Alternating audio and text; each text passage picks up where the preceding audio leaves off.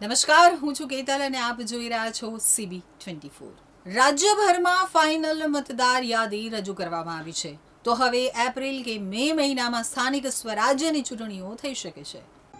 કેન્દ્રીય ચૂંટણી પંચની મંજૂરી મળ્યા બાદ આજે એટલે કે 17મી ફેબ્રુઆરીએ રાજ્યભરમાં ફાઇનલ મતદાર યાદી પ્રસિદ્ધ કરવામાં આવશે। રાજ્યમાં 9મી વખત સ્પેશિયલ ઇન્ટેન્સિવ રિવિઝન પ્રક્રિયા હાથ ધરાઈ છે, જ્યારે છેલ્લી વખત આ પ્રક્રિયા વર્ષ 2004માં યોજાઈ હતી। મતદાર યાદી જાહેર થયા બાદ તેમાં વાંધા અરજી માટે 1 મહિનો સમય અપાશે।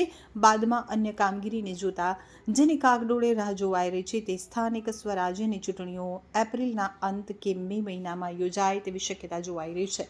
વહીવટીતંત્રએ તૈયારીઓ શરૂ કરતા રાજકીય પક્ષોએ પણ બેઠકોનો દોર શરૂ કર્યો છે।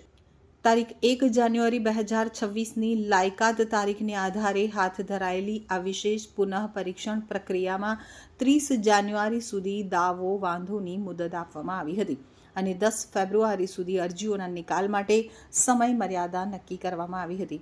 તો રાજ્યભરમાં કુલ 14,70,125 ફોર્મ પ્રાપ્ત થયા હોવાનું ચૂંટણી તંત્ર દ્વારા જણાવાયું છે, જેમાં ફોર્મ નંબર 6 હેઠળ નવા મતદાર તરીકે નામ નોંધાવવા માટે 7,25,920 અરજીઓ મળી છે, જ્યારે ફોર્મ નંબર 7 હેઠળ નામ કમી કરવા માટે 1,83,235 અરજીઓ પ્રાપ્ત થઈ છે। ફોર્મ નંબર 8 હેઠળ વિગતોમાં સુધારા માટે 5,60,970 અરજીઓ નોંધાઈ છે। સૂત્રોના જણાવ્યા અનુસાર અમદાવાદ મહાનગરપાલિકાના તમામ વોર્ડની વોર્ડવાર વિભાગવાર ફોટાવાળી મતદાર યાદીઓ તૈયાર કરવા અંગે રાજ્ય ચૂંટણી આયોગ ગાંધીનગરની કચેરી દ્વારા નિયત કરેલ કંપનીએ કામગીરી ફાળવવામાં આવેલી છે।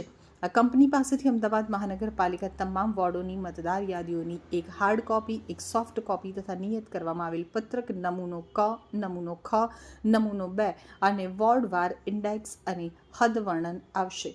અમદાવાદ મહાનગરપાલિકાની સામાન્ય ચૂંટણી 2026ની સમગ્ર પ્રક્રિયા દરમિયાન ચૂંટણી આનુષંગિક કામગીરીઓ અર્થે દરેક વોર્ડની મતદાર યાદીઓની અંદાજે 50 નકલોની જરૂરિયાત ઉપસ્થિત થશે।